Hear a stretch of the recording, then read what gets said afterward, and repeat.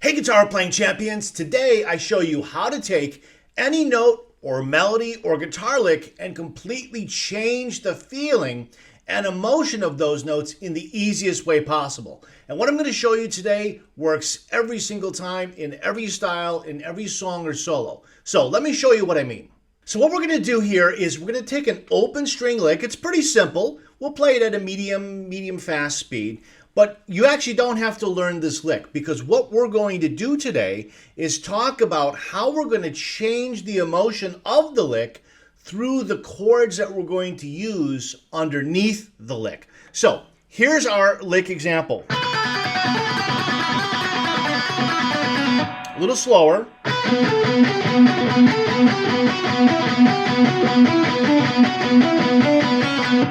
Okay, again, you don't have to learn the lick, just want you to see it so you're familiar with what we're going to be doing underneath this lick. Now, the feeling of each note and the feeling of the entire lick together comes from the relationships between the notes. In other words, a single note in music, when played out of context, just an isolated note like a G note or a C note or whatever, has no definitive emotion at all. It's only when we add notes that the relationships between notes are established, and what we perceive as feeling or emotion is not really the notes themselves, it's the relationship between the notes. Let me say that again, because this is crucial for every musician to understand. Notes by themselves have no definitive emotion. The emotion comes from the relationships between the notes. The question now is, how can we use that information to our advantage? Well, let's see what happens to the feel, the emotion of our lick, when we change the relationships by changing the chords. Okay, so if we go back and look at our lick again,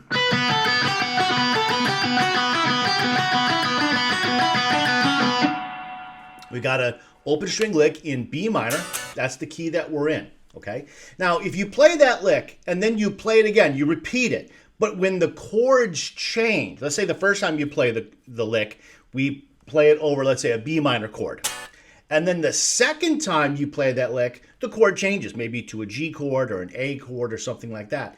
When you repeat the lick, you're actually not playing the same thing over and over again. I mean, yeah, you're playing the same string and the same frets, and you're playing the same notes in the same order, but musically, you're not playing the same things over and over again. You're playing it a new way every time, because when we hear the lick under the B chord, the B power chord, or B minor chord, which I'll show you in a moment, all of these notes function, have a relationship against the chord, the B minor chord. Well, when we change the chord from B minor to, let's say, an A chord, the relationship between all of these notes in our lick changes totally. So it doesn't matter that we're playing the same notes in the same place, in the same way. Musically, we are not repeating ourselves at all. Here's what I mean. So if we got the B minor chord, and our first note here is B, that is the root of the B minor chord. But when the chord changes to A, and you play that same B note, you're not playing the root of the chord anymore. Now you're playing the ninth of the A chord. And the ninth, that's the relationship between the note B and the chord A. That's what creates the feeling, that relationship between our note and the chord. And it's a different relationship over the A chord, this note is, than it would be over the B chord or a G chord or an E minor chord or any other chord. So even though we're repeating the B note at the start of our lick, we're not actually repeating the function of that note or the relationship of that note to the chord. And that means that the emotion, the feeling of these notes that we play in the lick changes every time the chord changes. Now, there's a term for this phenomenon, and it's a term that I created many years ago. It's called modulating pitch function. All right, so let's hear our lick played as a backing track in Guitar Pro, and then let's add the chords to them, and they'll flash by on the screen so you can hear. What I really want you to listen for is how the emotion of the lick totally changes as the chords go by. Again, this is called modulating pitch function. All right, here we go.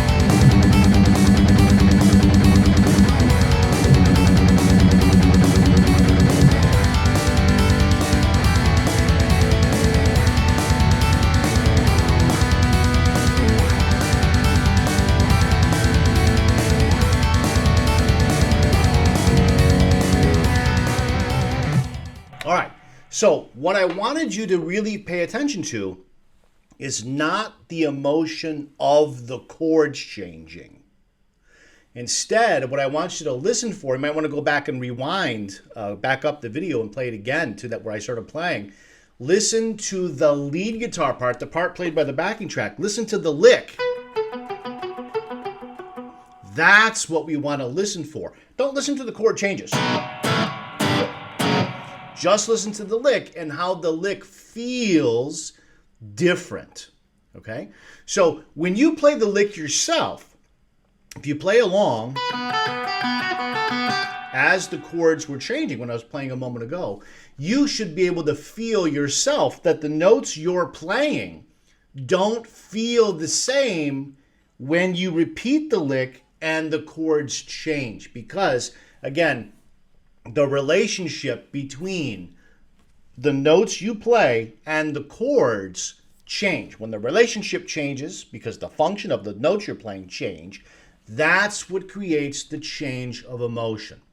So what does that mean for you? It means a few things. First, as a songwriter or as a soloist, instead of thinking I've got to play a lick, and then I'm going to play another lick, and I'm going to play another lick, and another lick, and always be creating new licks or new phrases or new melodies to play.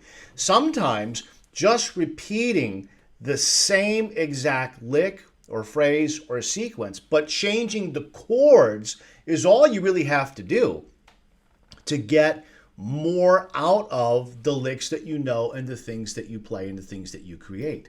Because you don't have to always reinvent the wheel with a new lick. So modulating pitch function, again, it just means the function of the notes is changing. To modulate means to change. Pitch function, again, is the relationship of the notes you're playing against the chord or the implied chord. And the emotions of the notes, how you change the emotion of the notes is to simply change the chord. Every time you change the chord, the emotion of every note that you're playing changes. Now, our lick was fairly fast. It was medium to fast speed.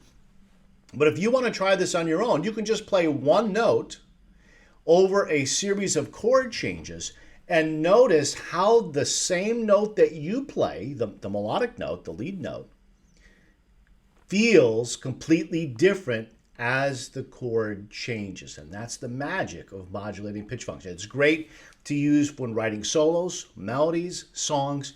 It's awesome. If you like my videos on YouTube, you will love my personalized breakthrough guitar lessons. I'm going to show you exactly how to transform your guitar playing from just being okay to being really awesome, even if you're stuck right now or if you've been having some self-doubts along the way.